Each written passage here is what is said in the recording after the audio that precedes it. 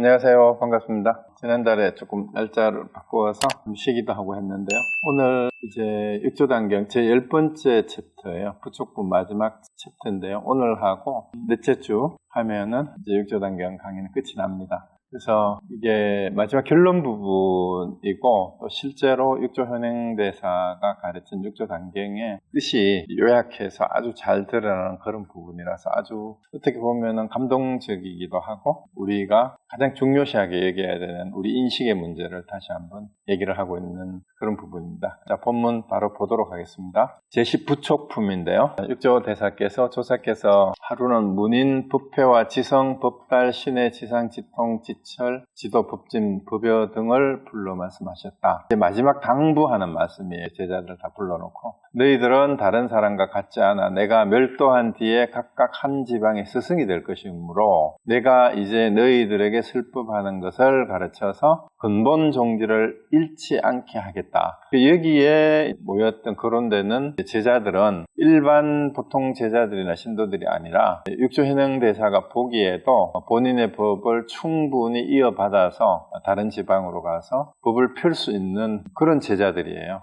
그래서 다시 한번 당부하는 게 근본 종지라는 게 결국 선종의 근본 종지를 얘기하는 거예요. 달마대사께서 중국으로 전해온 그 내용을 얘기하는 거겠죠. 그래서 이제 먼저 그 내용의 핵심이 오늘 보이는 내용이 상가본문이라는 거하고 움직여 쓰는데 36가지 상대하는 것을 들 것이니 나오고 들어가며 양극단을 여의고 양극단이 양변이라고 하는 거예요. 양극단, 양변을 여의고 이 말이에요. 일체법을 설하여 자성을 여의지 말라. 갑자기 어떤 사람이 너희들에게 법을 묻거든 말을 모두 쌍으로 하여 모두 상대법을 취하여 오고 감이 서로 원인이 되지만 마침내는 두 법을 모두 없애어 다시 갈 곳도 없게 하여라. 그래서 이 본문은 이제 단순한 내용뿐만이 아니라 남을 지도할 때 어떤 식으로 지도하는가 하는 지도 방법까지도 얘기해 주는 거예요. 그래서 누가 와서 법을 묻거든 그 질문하는 사람이 묻고 있는 내용의 상대적인 것을 들어서 양쪽을 같이 들어 얘기해 줌으로써 이 양극단이라는 것이 상대적인 것일 뿐이고 다 사실은 실체가 없는 거라는 것을 얘기를 하라는 거예요. 그래서 이 얘기를 하는 이유가 우리가 요즘도 마찬가지죠. 일상적으로 자기가 가지고 있는 견해를 고수하는 경우가 많아요. 하나의 견해를 가지고 와서 이것이 옳다, 저거는 틀렸다라고 얘기하는데 그랬을 때 그 견해들에 상대되는 것을 들어서 얘기를 해줌으로써 양극단이 다 실체가 없음을 바로 보여줌으로써 종지를 그대로 드러내서 가르치면 된다. 이런 얘기입니다. 자, 그래서 여기서 지금 얘기한 게 상가본문과 움직여서는 36가지 상대적인 것이 어떤 건가 하는 얘기를 이어서 하고 있습니다. 자, 그러면은 상가본문이라고 하는 것은 음과 개와 입을 말한다. 이 세 가지가 뭐냐 하면 음은 바로 오온을 얘기하는 거예요. 오온 그렇게 얘기하죠. 개는 18개를 얘기하는 거고 입은 육입할 때 그 육입인데 육내입처하고 외입처가 있죠. 그래서 그 다음 이어지는 본문 그대로입니다. 음은 곧 오음이니 오음이라고도 하죠. 초기에는. 초기 번역할 때는 요즘은 오온이라는 말을 더 많이 썼는데 불교의 중국의 번역을 할 때 오음으로 초기에 번역을 먼저 해서 중국 불교 초기에는 오온을 오음으로 표기한 경우가 더 많습니다. 이게 바로 색수상행식이죠. 오는. 그리고 입은 12입이니 12입이라는 것은 육외입과 육내입이에요. 그 12입이 뭐냐면은 바로 육진은 바깥에 있는 육경이라고 하는 거죠. 육진, 육경 같은 말입니다. 우리가 흔히 대상이라고 인식하는 색성향 및 촉법은 뭐의 대상이에요? 내입 안쪽에 안입이 설신이는 우리의 감각기관 오관이 안입이 설신이고 그 다음에 그 생각하는 것을 하나의 기관으로 해서 의를 붙여가지고 안입이 설신 의를 육근인데 여기서 육문으로 표현을 했어요. 근이 바로 뿌리 근자죠. 안입이 설신 육근을 육문이라 하고 요게 내입처예요. 내입. 그 다음에 요게 육근이죠. 육근을 여기는 육문이라고 표현을 했어요. 그 다음에 이제 육경이 육진이라고도 하고 요거를 외입처라고 합니다. 외입처.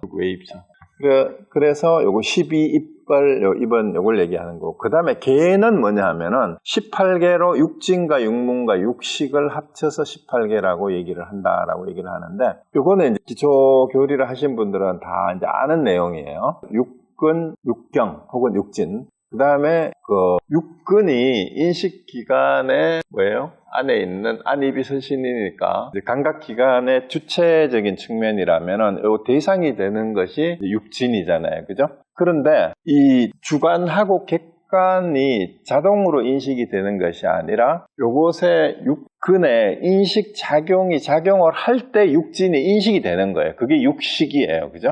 육식. 그렇게 해서 각각의 경계를 나누는 것을 이제 육근, 육진, 육식을 합쳐서 이제 18가지 경계라고 해서 18개라고 얘기를 해놓습니다. 그러고 이렇게 해놓고 이제 전체적으로 본문은 뭐라고 썼냐면 자성이 만법을 머금었으므로 함장식이라 한다. 그러니까 육근, 육진은 이제 초기 불교에서 나오는 내용이고, 이제 유식론 이후에 제7식과 제8식인 함장식을 얘기를 했는데, 여기는 바로 이제 함장식을 먼저 얘기를 해요. 자성이 만법을 머금었다라는 말이, 함장이라는 말이 모두를 포함해서 저장하고 있다, 가지고 있다라는 그런 이 얘기죠. 결국은 자성이 우리의 본래 마음이에요. 이 자성이 일체 모든 식을 가지고 있다, 원래 가지고 있다. 그래서 함장식이라고 얘기를 한다, 이 얘기죠. 그래서 만일 생각을 일으키면 곧 의식을 굴리는 것이다. 그래서 육식을 내어 육문을 나와 육진을 보게 된다. 이와 같은 18개가 모두 자성으로부터 일어나는 것이므로 자성이 삿되면 18사, 그 18사라는 이 18개로 나누어놨는 게 전부 다 삿되게 되고, 자성이 만일 바르면은 이 18개가 전부 다 바르게 된다라는 그 얘기예요. 18정이 일어난다, 이 말은. 그리고 만일 하겠으면 중생의 용이고, 착하게 쓰면, 잘 쓰면 이 말이에요. 이제 선악을 했는데, 제대로 잘못 쓰면, 악하게 쓴다는 말, 잘못 쓰면, 제대로 알지 못하고, 자성을 알지 못하고 쓰면 중생이 사용하는 것이 되는 거고, 이걸 제대로 잘 쓰면, 착하게 쓴다는 말, 잘 쓰면으로 하는 게 더 말이 부드럽겠네. 잘못 쓰면, 악을 잘못으로 바꾸는 게 좋을 것 같아요. 잘못 쓰면 중생이 사용하는 게 되는 거고, 잘 쓰게 되면 부처님이 사용하는 거다. 이렇게 자성의 작용이 한마디로 얘기하고. 그런데 이 용은 무엇을 근거로 이루어지는가? 이 작용이 뭘 근거로 이루어지는가? 자성으로 말미암아 상대법이 있다. 그 자성을 근거로 해서 우리 마음 쓰는 것이 이루어진다라는 이 얘기인데요. 요거를 다시 한번 이렇게 보면, 우리는 인식작용이 일어나는 것이 왜 일어나느냐라고 생각하면은 인식을 하는 주체가 있어야 될 거 아니에요? 그게 육근이에요. 육근이 이제 안입이설신이잖아요. 그죠? 설신이. 그러고 요게 이제 인식의 주체 혹은 주관이라고 얘기를 할 수 있어요. 주관적인 측면이면은 요 각각의 대상이 되는 게 육진 혹은 육경이죠. 육경인데 잘 알다시피 육경이 뭐예요? 육경이 안입이설신이에 각각에 대응되는 색, 성, 향, 미, 촉법. 이거는 뭐 굳이 설명을 안 해도 돼요. 형상과 소리와 냄새하고 미각, 촉각, 모든 의식은 요건데, 근데 이것이 육근하고 육진이 어떻게 만나서 18개를 형성하느냐, 여기 육식이, 그러니까 안식, 의식, 비식, 설식, 신식, 의식이에요. 이것이 요 세 가지가 동시에 인연화합을 이룸으로써 비로소 이 인식이 일어나는 거예요. 이것이 따로따로일 때는 육근만 있을 때는 아무런 작용도 하지를 못해요. 그리고 육근이 작용하는 것이 육식이고, 결국은 육근의 작용을 통해서 육진이 육진으로서 드러나게 되는데요. 그래서 이 과정을 우리가 일상적인 인식 속에서 우리가 생각을 일으키고 의식을 어떻게 하느냐 생각을 해보면, 우리가 흔히 12연기법에서는 무명으로 인하여 행이 일어나고 그 다음에 식이 일어난다, 무명행식 이런 식으로 진행이 되잖아요. 그죠? 촉수애치 이런 식으로 쭉 나가는 것들, 그런 과정인데, 일단 우리가 행을 얘기를 할 때 흔히 행업이라는 말을 얘기를 많이 하는데, 가장 먼저 우리의 생각이 일어나는 과정을 가만히 이제 살펴보면은, 우리가 무명이라는 말이 뭐냐 하면은, 뭐에 어둡다는 얘기 하면은, 여기 있는 말로 얘기하면 자성을 알지 못하는 거예요. 자성이고 불성인데, 우리 보통 중생들이 본부가 자성을 제대로 알지 못하고 뭔가 하려고 하는 거, 그게 무명인 상태로 뭘 하는 게 중생이잖아요. 그죠? 자성을 깨닫지 못한 상태에서 어떤 의도를 가지고 뭘 하려고 하는 그 의도가 행위이기도 하고 그 의도를 어떤 행동에 뭐라 그래야 될까? 표현되는 측면으로 보는 게 업이에요. 행위라는 것이 행업이라고 흔히 이제 같이 얘기를 하는데 우리가 신구의라고 하는데 우리 의식부터 뭔가를 짓는 거 그게 업이죠. 그죠? 그리고 생각으로 짓는 게 의업이고 그게 말로 표현되면은 구업이고 그 다음에 행동으로 일어나는 것이 신업이에요. 그래서 먼저 이 업이 하여튼 무명으로 인해서 무명은 뭐라고요? 자성을 알지 못하는 거. 이 업이 일어나는 게 업이 이제 신구의 3업으로 나누어지는 게 그게 업상이라면은 이 업상을 바탕으로 해서 어떤 견해를 일으키는 거. 그것이 의식이 일어나는 거예요. 이거를 여기 있는 말로 하면은 그게 전식이 되는데 식을 움직인다라는 그 말이잖아요. 이거를 다른 말로 하면 식을 움직이는 결과로 분류되는 게 전상이라고 한다면은 그 다음에 이러한 견해를 바탕으로 해서 경계를 나누는 게 그게 현상이라고 할 수 있어요. 현상. 그게 뭐냐 하면은 일단 자성을 알지 못하는 무명 상태에서 뭔가 하려고 하는 게 업을 짓는 거고 업이 구분이 되는 것이 업상이라면은 그 업상을 바탕으로 해서 뭔가 견해를 짓는 거. 그게 전식이 식별작용을 시작을 하는 거고 식별작용의 결과로서 상을 나누게 되는 게 이게 육식이에요. 육식은 여기에서 작동하는 거라고 보면 돼요. 그래서 안이비설신이를 통해서 어떤 식별작용을 분류하기 시작하죠. 그 분류된 내용 대상이 뭐냐 하면은 색성향 미축법이에요. 그 육식의 결과로서 육진이 그렇게 이제 드러나게 되는 거죠. 그런데 이 육식이 생기는 과정을 우리가 그냥 생각해 보면은 대략 이렇다고 보면 돼요. 이거 무의식적이라는 말을 흔히 쓰는데 우리가 어떻게든 자다가 일어난다고 생각하면 별 생각 없이 습관적으로 신구의 3업을 우리가 짓기 시작을 해요. 그런데 이 신구의 3업에 대해서 자기 견해가 들어가게 되면 은 그게 의식을 굴리기 시작하는 거예요. 견해가 들어가는 거. 그래서 의식을 굴려서 의식을 굴리는 것을 육근에 배당을 해서 안이비설신이 가운데 또 아니면 순수한 추상적인 생각 어느 걸로 우리의 의식을 굴리는 거잖아요. 눈으로 보는 것에 대해서 아니면 의가 아니고 이죠. 아니면 듣는 것 때문에 냄새 맡는 것 때문에 아니면 맛보는 것 때문에 촉감 때문에 아니면 이거의 종합적인 작용 때문에 이렇게 해서 구체적으로 이거는 모양이다, 소리다, 냄새다, 맛이다, 뭐뭐다라고 분류를 하는 게 육식의 작용이고 육식의 결과로서 인식하게 되는 게 육진이라고 보면 돼요. 근데 이런 과정인데 여기까지는 이해가 됐는데 그 다음에 함장식이라는 거는 뭐냐 하면은 그런데 이런 작용이 일어나는 그 바탕이 근거가 뭐라 그랬어요? 이 작용이라 그래요. 작용. 용은 무엇을 근거로 이루어지는가? 자성으로 말하면 그 자성에 이것이 다 갖추어져 있는데 자성에 갖추어져 있다라는 의미를 함장식이라 하고 제8식이라 하는데 그러면은 이 자성에서 함장식에서 사랑 분별을 일으켜서 자기 기준을 내세우는 게 말라식이라고 생각하면 돼요. 그게 제7식, 우리 7식이라고 말을 하니까 순서가 거꾸로라고 생각하는데 그게 아니라 가장 근본적으로 먼저 뭐가 있냐면 자성이 바탕이 되고 자성이 갖추고 있는 우리 잠재의식이 이라고도 표현될 수 있는 제8식, 아레아식, 함장식이 있는데 이 함장식이 작동을 하면서 아상을 불러일으키는 거. 그 아가 구체화되지 않아도 관계없어요. 자기 기준으로 뭔가를 분별하는 게 그리고 이것을 자기 것이다, 내 생각이다라고 내세우는 게 그게 말라식이라고 생각하시면 돼요. 그래서 이 7식이 뭘 해요? 자기 기준으로 전식작용을 해가지고 육식을 분류하기 시작하잖아요. 그래서 이것을 상대적으로 분류하는 거, 그게 상이에요. 이거를 분류해가지고 결국은 육근과 육진이다, 육식이다라고 분류해 놓은 것이 18개라는 얘기예요. 그래서 걔는 여기 상가 부문을 제일 먼저 얘기를 하면서 오는 나를 이룬다고 생각하는 초기 불교에서 색수상 행식이잖아요. 이것을 나라고 생각하는 것이 말라식이고 말라식이 작동을 해가지고 식별작용을 해서 육진에 대한 인식을 획득해서 결국은 주관과 객관을 나누고 그 주관과 객관을 인식하게 하는 인식작용이 육식이다라고 이런 식으로 보는 것이 결국은 18개를 만들어낸다 이 말이에요. 그럼 한마디로 얘기하면 뭐가 돼요? 결국은 모든 것이 자성의 작용일 뿐이다라는 얘기예요.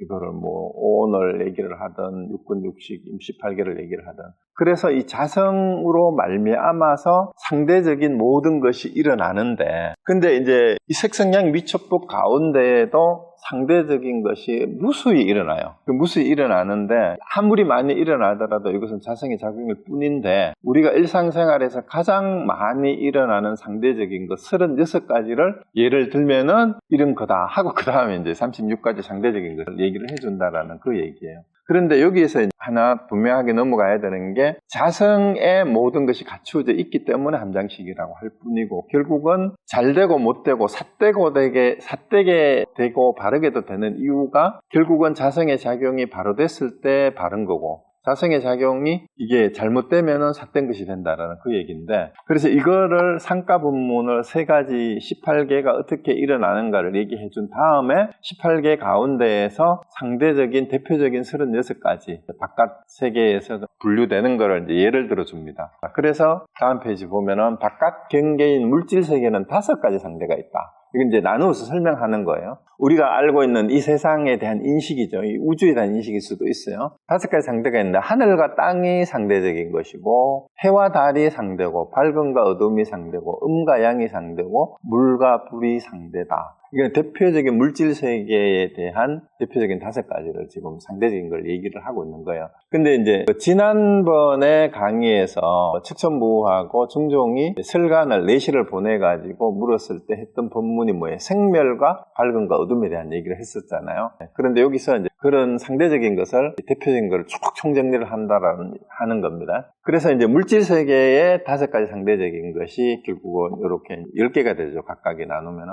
그 다음에 법상을 나타내는 말이 12가지 상대적인 것이 있다. 이 법상이라는 말은 우리가 인식을 통해서 현상을 인식하는 대표적인 12가지를 얘기하는 거예요. 그러니까 말과 법이 상대라는 말은 어떤 용어가 말이 있으면 그 말이 지칭하는 대상이 있을 거 아니에요. 그게 법이에요. 법이 다른 게 아니라 현상이라고 이해를 해도 되고요. 어떤 개념에 대해서 개념에 해당되는 어떤 대상을 법이라고 생각하시면 됩니다. 그래서 말과 법이 상대고 그 다음에 있음과 없음, 유무가 상대고 빛깔 있음과 빛깔 없음이라는 얘기는 유무하고 뭘 얘기를 했느냐 하면은 여기 유색하고 무색을 얘기했어요. 유색과 무색. 그 형상이 있음, 형상이 없음 이걸 얘기해도 돼요. 형상이 있음과 없음. 그 다음에 모양 있음과 모양이 없음은 여기서는 색하고 상을 나누어서 했으니까 유상, 무상. 이게 이제 모양이 있음과 모양 없음이 상대고 그 다음에 번뇌가 있고 없고 번뇌 있음과 번뇌 없음. 그 다음에 형상과 빔이 상대라는 얘기예요. 여기서는 색하고 공이에요.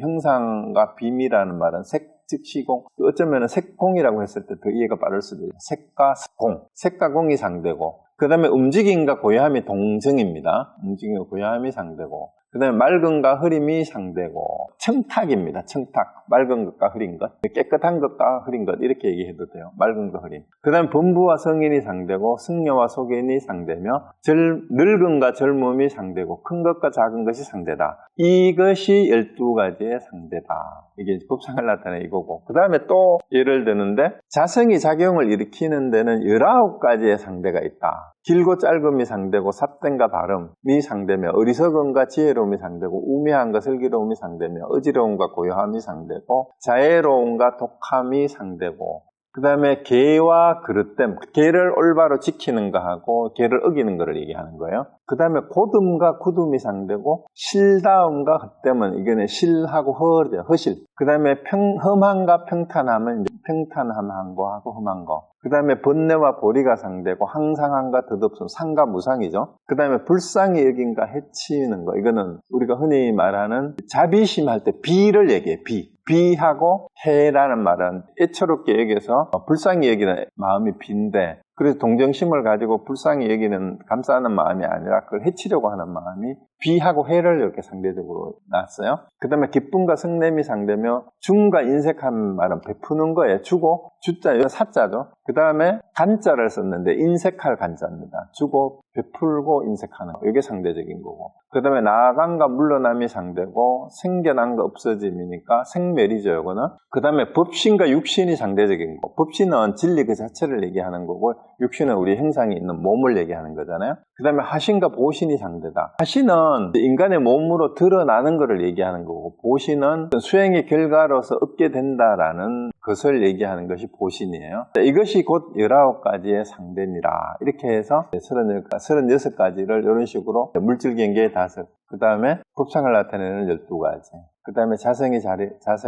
작용을 일으켜서 일어나는 19가지 상대를 얘기를 해놨는데요. 결론이 뭐냐 하면은 이 상대적인 것은, 상대적이란 말이 뭔 말이에요? 우리가 연기법에서 초기 불교는 이것이 있으므로 이것이 멸하면 저것이 멸한다라는 것은 12지에 무명행식해서 그 순서대로 가는 것을 초기 불교는 얘기하기도 하지만 나중에 중론이나 대승불교에 오면은 모든 상대적인 것을 연기법으로 설명하려는 그런 시도들이 있어요. 그런데 결국은 상대적인 것이라는 것은 뭔 얘기냐 하면은 상대하는 대가 없으면은 그 자신도 존재할 수 없는 거예요. 그 서양 철학에도 변정법에서요, 정반을 얘기할 때도 마찬가지입니다. 정반합을 얘기를 하는데 정이 없으면 반도 없어요. 그래서 이거를 모순관계라고도 얘기를 하는데 대립하고 상대되는 것인데 그 상대하는 것이 없으면 자기 자신도 존재 기반 근거가 없어지는 게 이게 상대예요. 그 상대라는 말은 항상 어떤 조건에 의해서만 서로 성립할 수 있다는 말이 상대적인 것이라는데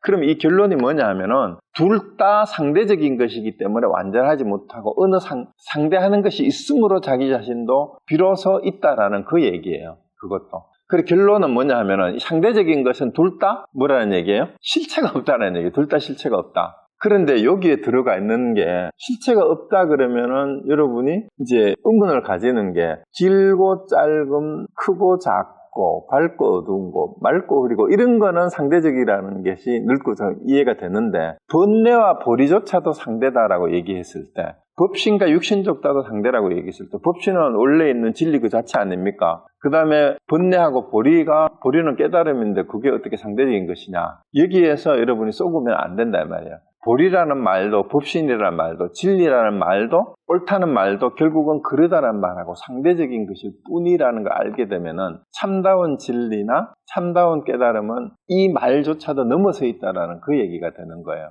그래서 이제 이렇게 일단 이해를 하고 상대적인 걸 쭉 들어주는 이유가 뭐냐면은 이제 육조현행대사가 제자들한테 앞 페이지에서 뭐라고 했어요? 누가 와서 법을 얘기를 하거든, 법을 묻거든 상대되는 것을 들어서 일러줘라. 그래서 어느 한쪽에 치우쳐가지고 있거든 상대적인 것을 얘기해 줌으로써 그것이 실체가 없음을 알려줘라라는 그 얘기예요. 자, 그리고 여러 가지 이제 쭉 이렇게 상대적인 것을 얘기를 했는데, 그거는 이런 것이 다 상대적인 것이라는 것은 그런 식으로 얘기를 하면 되는데, 조금 더 여기 몇 가지 디테일하게 보충 설명해 드리고 싶은 게 뭐냐면은, 어리석음과 우매함, 어리석음과 지혜로움을 여기서는 한자 원문에 보면은, 그게 뭐냐 하면은, 치하고, 어리석을 치자하고 지혜로울 해자를 썼고, 그 다음에 우하고 대비된 건 지혜 지자를 썼어요. 이런 식으로 나누어 썼는데, 이게 한문에 이게 어원이나 이런 것들을 자세히 보면은 이게 여기서 치자는 알지자를 쓰기도 하는데 원래는 요거를 쓰죠. 이렇게 해가지고 치자가 하고 요게 뭐냐 하면은 여기 있는 거 병할 때 병통이라고 할 때 여기 병이고 요거는 의심한다라는 거 요걸 쓰면은 요거는 미쳤다, 미쳤다라는 뜻도 있어요. 돌았다, 미쳤다 할 때 그런 뜻도 있고 어리석다라는 뜻이 물론 있어요. 요거는 지혜 해자하고 대비를 시켰고 상대화 시켰고 그 다음에 어리석을 우자는 요거는 지혜로울 지자하고 이렇게 대비를 시켰는데 우치라고 둘 다 우리말로 어리석다 이렇게 얘기를 하는데 요 차이가 뭐냐 하면요. 치라고 얘기했을 때는 어리석어서 미쳐서 어느 한쪽으로 집중을 하고 한쪽으로 치우친 거를 치라고 그래요. 어리석어서 한쪽으로 치우쳐서 미쳐날 때는 이런 게 어리석음이에요. 진짜 어리석은 거는 뭘 알지 못하면서 치우친 견해 때문에 한쪽으로 편벽되게 치우치는 거. 이거는 굉장히 치라고 얘기했을 때는 어리석은데 정작 자신은 어리석은 줄 모르고 이것을 강하게 미친 듯이 한쪽으로 몰아가고 치우친 것을 어리석을 치자를 쓰고 우는 뭐냐 하면은요. 요 위에 있는 우자가 허수아비라는 뜻이에요. 요거는 우직하고 가만히 있고 느리고, 이거는 그 이미지가 어떤 이미지냐 하면은요, 이게 그 우직하고 마음의 움직임이 느려서 판단을 제대로 못하는 것을 우라고 얘기를 해요.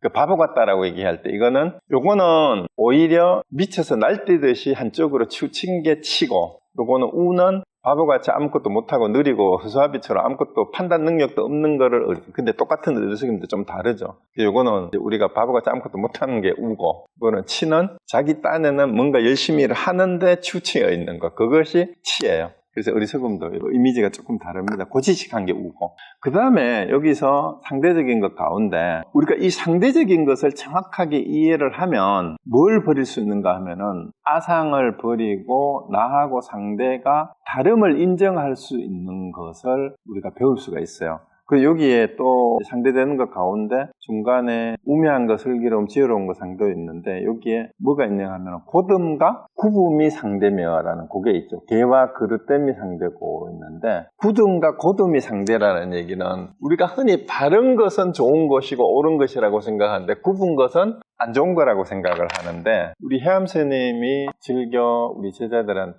탁마시키고 법문을 할 때 자주 인용했던 게 곡불장직이라는 화두가 있어요. 곡불장직.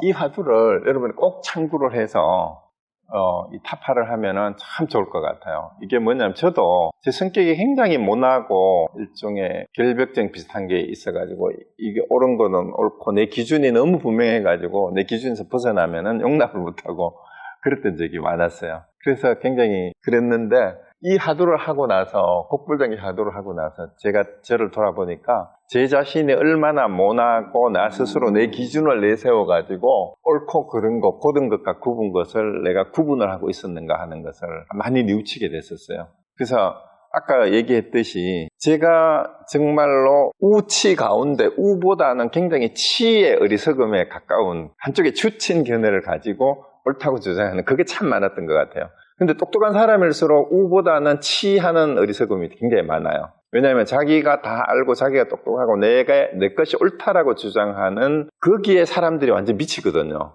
근데 세상에서 좀 잘나고 똑똑해서 말싸움을 하면 안 되는데 뭔가 불편하고 거북한 그런 사람들 있잖아요. 똑똑한 사람들 가운데. 그게 사실은 어리석은 거예요. 어리석은 치예요. 바보 같아서 자기 주장을 못하는 사람은 우매한 거고. 그런데 세상에 더 악영향을 끼치는 게 어떤 사람이에요? 느려 터지고 우직해가지고 뭘 제대로 못하는 우매한 사람보다는 잘난 척하는 똑똑한 어리석음, 치, 그런 사람들이 세상을 다 망쳐요. 사실은 똑똑한 게 안 좋아. 그래서 고든 것이, 요 화두의 내용이 뭐냐 하면은요, 굽은 것 가운데에 고든 것이 있다라는 그런 의미예요. 이게 뭔 말이냐면, 굽은 것이 고든 것을 감추지 않았다라는 그 말이거든요. 굽은 것이 고든 것을 그대로 드러낸다, 이런 뜻하고 똑같은 거예요. 감추지 않았다라는 말은. 자, 그러면 요 화두에 대한 질문은 뭐냐 하면요, 요 화두를 꼭 참고해 보세요. 질문을 잘 생각하세요. 어떤 것이 굽은 거죠. 굽은 것 가운데 있는 고든 것이냐, 이게 답을 해보셔야 돼요. 어떤 것이 굽은 것 가운데 있는 고든 것이냐. 참고로 그렇게 하면 됩니다. 굽은 것이 고든 것을 감추지 아니했다 하셨는데, 어떤 것이 굽은 것 가운데 있는 고든 것이냐, 이거를 답을 하시면 되는데, 이해를 해야, 내한테 와닿아야 그게 답이 됩니다. 이거를 알아야 성철 스님이 인용해서 유명해진 중국의 그 보사 사는 산 물은 물이라는 말이 이해가 됩니다. 사는 산 물은 물, 이게 무슨 뜻인가, 이거를 잘 참고를 해보세요. 그리고 분별심이 많고 시비, 분별, 옳고 그런 거, 이런 걸 잘 따지고 성격이 좀 모관한 사람들은 꼭 이 곡불장직을 공부를 좀 해서 이걸 타파를 했으면 좋겠어요. 그래야 세상을 살아가는데 모나지 않고 원만하고 융통성 있고 포용력이 있어져요. 그래서 곡불장직을 하면서 저도 굉장히 제 자신을 반성을 참 많이 했는데, 아직도 그 습관이 남아있어가지고 이런 거를 옳고 그런 것을 분별하는 그런 게 많이 남아있는데, 곡불장직이 결국 여기서 여러 가지 36가지 상대적인 것을 예를 든 것 가운데 하나인데, 결국 뭔 얘기예요? 제가 아까 말씀드렸죠? 굽은 것이나 고든 것이나 뭐라는 얘기예요? 상대적인 것일 뿐이라는 얘기는 둘 다 뭐라는 얘기예요? 둘 다 실체가 없고 둘 다 참이 아니라는 얘기예요. 둘 다 맞는 게 아니라는 얘기예요. 둘 다 틀렸다는 얘기예요. 굽은 것도 틀렸고 고든 것도 틀렸어요. 근데 우리 표현은 고든 것, 진리와 진리 아님을 얘기할 때 항상 진리를 얘기하잖아. 어떤 것이 진짜 고든 것이 되느냐라는 얘기예요. 그래서 굽은 것과 고든 것이 상대적이라는 것. 상대적이란 말은 뭔 말이에요? 불교 용어로 얘기하면 양극단일 뿐이라는 양극단. 양극단을 다르게 얘기하는 게 양변입니다. 양변. 이변, 양변 똑같은 말입니다. 이변이라고도 하고 양변이라고도 하잖아요. 양변, 이 변자는 이렇게 쓰잖아요. 이렇게 한 치우치했다라는 뜻입니다. 양극단 혹은 이변 혹은 양변이라는 말은 그래서 양극단일 뿐이다. 지금 여기에서 들고 있는 36가지 상대적인 것은 양극단이라는 얘기는 뭔 말이냐 하면은 어느 한쪽으로 치우친 것일 뿐이니까 이 하나를 가지고 와서 이것이 절대적으로 옳다라는 얘기를 할 필요가 없다. 그리고 상대라는 말 전에도 자주 하죠, 제가. 상대하고 절대가 뭔 말이에요? 절대는 상대적인 것이 끊어진 게 절대니까 상대적이라는 것은 그 자체로는 실체가 없다라는 얘기예요. 성립할 수 없다라는 얘기. 그러니까 상대적인 것을 가지고 와서 이것이 옳다라고 주장하는 말이 전부 다 잘못된 견해에 불과하다. 양극단의 치우친 견해에 불과하다. 그 얘기를 지금 여러 가지 36가지 상대적인 것을 들어서 나열을 하고 있는 겁니다. 그러면 우리가 일상적으로 많이 쓰고 있는 크고 작고 밝고 어둡고 이런 것도 있지만 여기에 불교 용어에서 많이 쓰고 있는 법신과 육신, 하신과 보신조차도 보리와 번뇌조차도 상대적인 것일 뿐이다. 요거를 염두에 두고 이제 그 다음 문장을 다시 또 보도록 하겠습니다. 자, 그러면 조사께서 이제 육조에다가 다시 이어서 하신 말씀이 이 36가지 상대법을 만일 쓸 줄 알면 곧 도가 모든 경전의 법을 꿰뚫어 나아가고 들어가면 곧 양극단을 여의어서 자성을 움직여 쓴다. 이 양극단이 지금 얘기하는 양변이에요. 중도가 아닌 걸 얘기하는 거죠. 그 양극단을 여의는 것이 중도예요. 중도. 양극단을 여의는 거. 양극단을 떠난 것을 중도라고 얘기하는데, 그런데 문제가 뭐냐면은 중도라고 얘기를 하면은 사람들은 양극단을 평균을 낸다라든가 양극단을 조화롭게 다 수용을 한다든가 이런 게 아니에요. 수용한다라는 건 조금 해당이 될 수 있지만 입도 요문론에 무슨 얘기가 있는가 하면은 양극단을 어떤 식으로 표현했는가 하면은 이 마음과 저 마음이 있는 것이 양극단이다 이렇게 얘기를 했어요. 양단이라는 것은 이 마음과 저 마음이 양단이다. 그 이 마음이 뭐냐면은 안으로 생각을 일으키는 것이 이 마음이고 그 다음에 밖으로 객관을 보는 것 있다고 생각하는 것 그게 저 마음이에요. 그래서 밖으로 객관에 물들지 않는 것이 저 마음이 없는 거고 안으로 생각을 내지 않는 것이 이 마음이 없는 거래요. 그러니까 이 마음과 저 마음이 없는 것이 중도인데 마음에 이미 양끝이 없다면 양끝이 없는데 어떻게 중간에 있을 수 있겠느냐 이런 말이 있어요. 그리고 양끝이 없으면 중간에 있을 수 있을까요? 중간도 있을 수 없죠. 그래서 중도는 중간이 아니에요. 중간이 아니다 이 말입니다. 그래서 양끝이 없는데 어찌 중간이 있을 수냐. 그래서 중도는 양끝과 중간도 없는 것을 중도라 한다. 이런 얘기가 나와요. 그래서 이 상대적인 것을 여인다라는 말이 곧 양극단을 여의는 것이 앞에서 들었던 모든 상대적인 것을 다 실체가 없는 거라고 알면 이 말이에요. 그것이.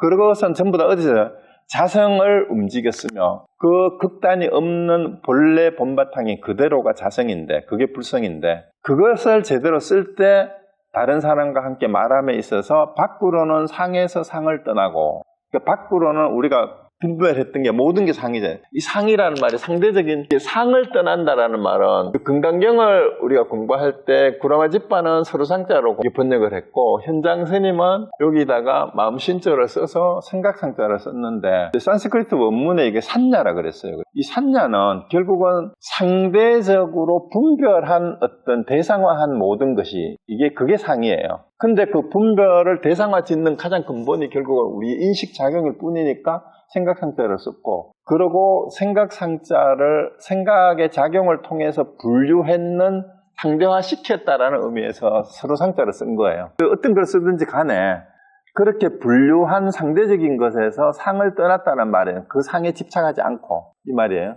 안으로는 공에서 그러면은 상과 공 아까 색과 공도 양변이라 그랬잖아요. 색과 공도. 그래서 공에서 공을 떠난다. 양극단을 떠난 사람. 공에도 집착하지 않는다라는 말이에요. 그래서 있는 것에도 집착하지 않고 없는 것에도 집착하지 않아요. 그래서 비유, 비무예요. 있는 것도 아니고 없는 것도 아니다 이 말이죠. 그래서 만일 상에 완전히 집착하면 사견을 기르고 삿된 견해란 말이에요. 만일 공을 완전히 집착하면, 공에 집착을 하면 무명을 기른다. 그래서 공에도 집착하면 안 되고 상에도 집착하면 안 된다는 얘기를 합니다. 그 다음에 공에 집착한 사람은 경을 비방하여 바로 문자를 쓰지 않는다고 말하는데, 이미 문자를 쓰지 않는다고 말한다면 사람이 또한 말을 하는 것도 합당하지 않은 것이니 다만 이런 말은 곧 문자의 상일 뿐이다. 이 부분에서 우리가 육조현행대사가 분명하게 얘기하고 있는 게 흔히 선종의 종지가 불린 문자라는 말을 많이 쓰잖아요. 언어도단 불린 문자라는 말을 하는데 이거는 공에 집착해서 불린 문자 언어도다를 잘못 이해하면 경전을 비방해서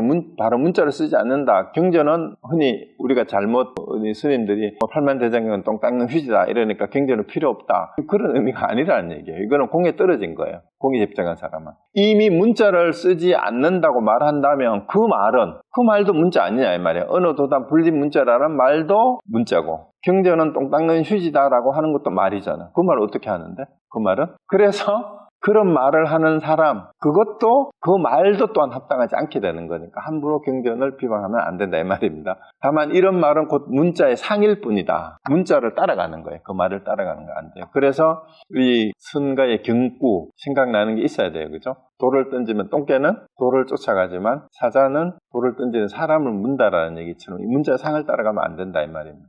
또 말하기를 곧은 도는 문자를 세우지 않는다 하지만 이 세우지 않는다는 두 글자도 또한 문자이다. 분명히 얘기를 했잖아요. 그래서 다른 사람이 말하는 것을 보고 곧 그를 비방하기를 문자에 집착한다 하는데 너희들은 모름지기 알아라. 스스로 미혹하며 오히려 그러한 것이지만 또 불경까지 비방하느냐.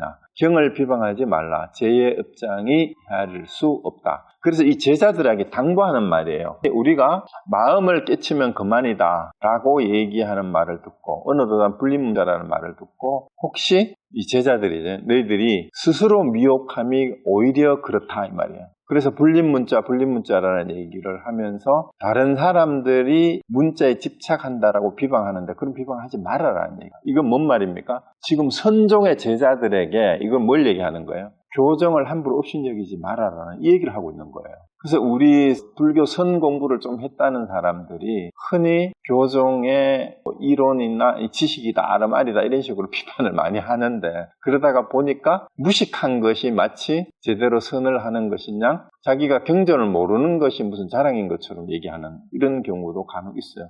그런 사람 되게 많아요. 그냥 앉아서 깨달으면 그만이고 앉으면 되지 뭐 경전을 볼 게 얘기할 게 뭐가 있어 이런 사람도 있다 이 말입니다. 그런데 선은 행주자와 어묵동정이 선 아닌 게 없다 그랬잖아요. 가만히 앉아 있는다고 그게 선도 아니고 말을 한다고 선 아닌 게 아니다 이 말이에요.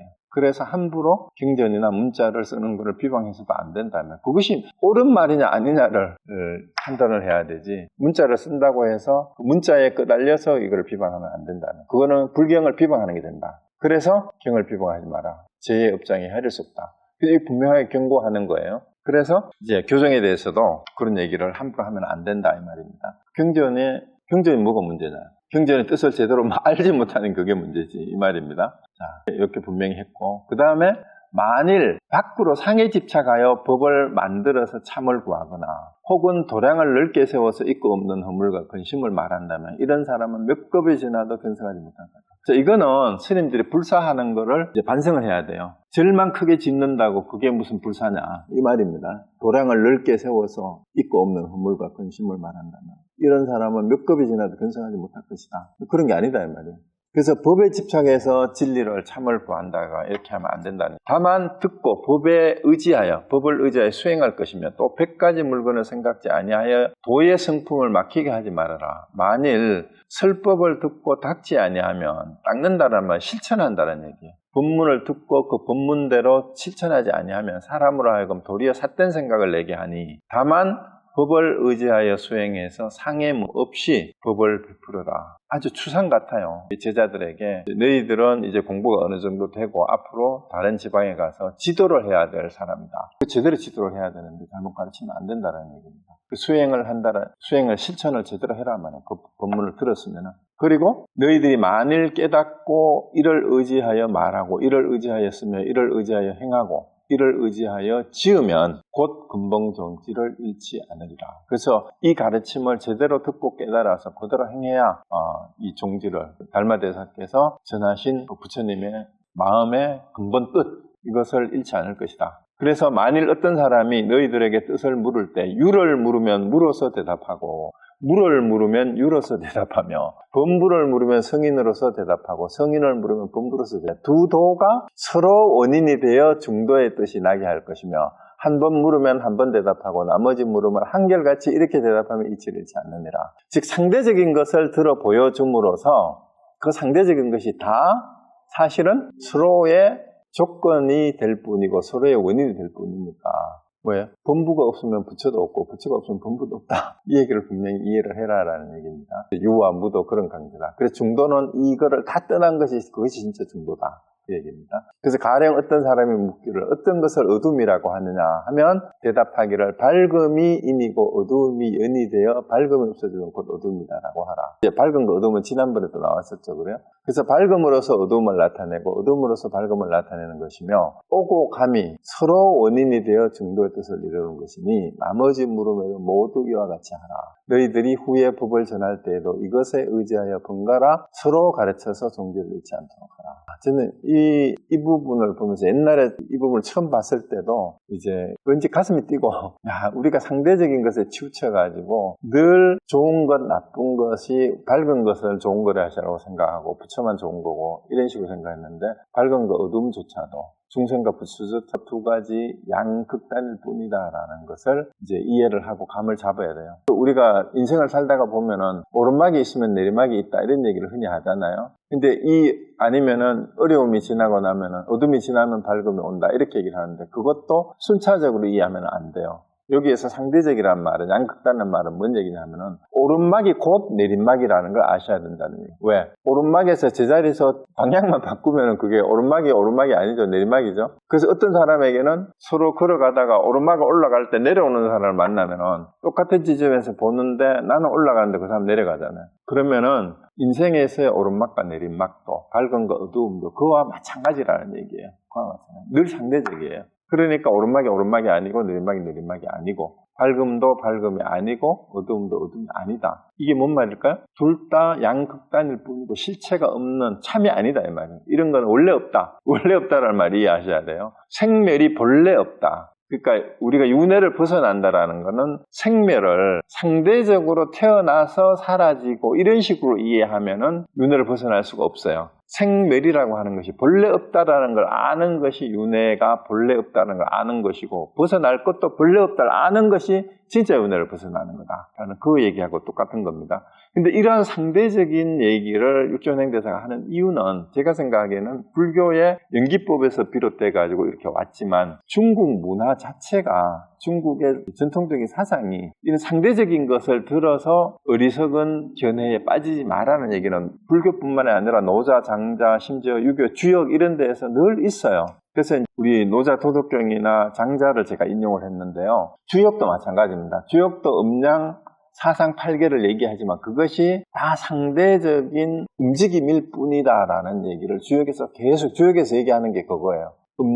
태극에서 음양이 나오고 음양에서 사상이 나오고 사상에서 8개가 나오고 8개가 서로 짝을 지어 64개가 나오는 것을 얘기를 하는데 그게 뭐냐 하면 상징적으로 이 세상에서 드러나는 모든 것을 아무리 분류를 해봐도 궁극적으로는 그건 상대적인 것일 뿐이다. 그래서 상대적인 것은 늘 흥망성쇠가 있고 길흉이 반반이 있다라는 그 얘기를 주역에서는 얘기를 하는데 노자에도 이런 얘기가 나와요. 있은 거 없으면 서로 생하고 어려움과 쉬움은 서로 이루며 길고 짧으면 서로 겨루며 높음과 낮으면 서로 기울며 노래와 소리는 서로 울리며 악과 뒤는 서로 따른다. 이 서로 따른다는 얘기는 상대하는 것이 없으면은 어느 한쪽도 실제로 없어요. 어느 한쪽만 있으면은 길다라는 게 하나요? 실제로 길다라는 게? 길다라는 것은 비교하는 것이 있을 때만 길다가 있어요. 그래서 이게 길어요, 짧아요? 이거 하나만 가지고는 길다, 짧다라고 얘기할 수가 없다라는 그 얘기입니다. 그래서 이것을 빨리 이해를 하셔야 돼요. 그러니까 앞에서 들었는 36가지 모든 상대적인 것이 그런 성질하고 똑같은 거다. 그러니까 상대적인 것에 어디에도 집착하고 거기에 매이고 따라갈 게 없다. 그걸 떠나라. 그걸 떠나는 그 자리가 바로 자성이고 본성이고 깨달음이다라는 그 얘기를 지금 하려고 하는 겁니다. 그럼 이제 장자의 재물론의 얘기가 나와요. 저것은 이것에서 나오고 이것 역시 저것으로 일한 것이다. 저것과 이것은 모름지기 서로 나음을 설명하는 것이다. 비록 그렇지만 바야흐로 나음을 바야흐로 죽으며 바야흐로 남는 게 나온다라는 게 곧 죽는 거다 이 말이에요. 바야흐로 죽으면 바야흐로 나음이며 바야흐로 가하면 바야흐로 불가하며 바야흐로 불가하면 바야흐로 가합니다. 오름에 기인하면 그름에 기인하며 시비하는 걸 말이에요. 시비 옳다 그러다. 그름에 기인하면 오름에 기인합니다. 그래서 성인은 시비에 말미암지 않고 하늘에 그것을 비춰보는데 또한 오름에 기인한 것이다. 이건 역시 저것이요 저건 역시 이것이다. 이건 역시 하나의 시비이고 이것 역시 하나의 시비이다. 그러니까 시비하지 말라는 얘기입니다. 옳다 그러다 하는 것 자체가 뭐라는 얘기예요? 시비 자체가 양극단일 뿐이다. 옳다라는 게 진짜 옳은 게 아니라는 얘기예요. 그 얘기입니다. 시비하지 마라라는 얘기입니다. 시비할 것이 뭐가 있느냐. 전에 한 말씀드렸죠. 인터넷에 또 만화 그림, 인도의 어느 수행자가 있는데 젊은 신사가 하나 찾아와가지고 어떻게 해야 행복하게 살 수 있습니까? 하니까 바보들 같아 두지 말아야 합니다. 이렇게 얘기를 하니까 저는 그렇게 생각하지 않습니다. 이러니까 수행자가 예 당신 말이 옳습니다. 시비하지 말라는 얘기예요. 그 다음에 봅시다. 그리고 이제 이렇게 해서 끝이 났어요. 시비하지 마라라는 얘기. 이 얘기를 노자, 장자, 주역 얘기를 제가 말씀드리는 것은 중국적인 사상의 전통의 선불교가 접목이 되고 쉽게 오히려 받아들여졌던 그 사상적 바탕이 중국의 인식이라 그럴까 이런 데에 중요한 유교나 노장 사상이나 이런 데에 상대적인 것이 끝없는 것이고 허망한 것이고 실제가 아니라는 이런 인식이 벌써 있었어요. 그러고 부처님의 이 가르침이 들어오니까 이것이 바로 수용이 돼서 스파이라면 하나 섞여지는 거죠. 어우러지면서 상대적인 것에 대해서 우리가 추구할 것이 없다, 집착할 것이 없다, 이걸 떠나야 된다라는 것을 금방 이해할 수 있는 사상적인 배경이 중국의 사상에 있었다라는 그 얘기를 말씀드리고요. 그 다음에 이제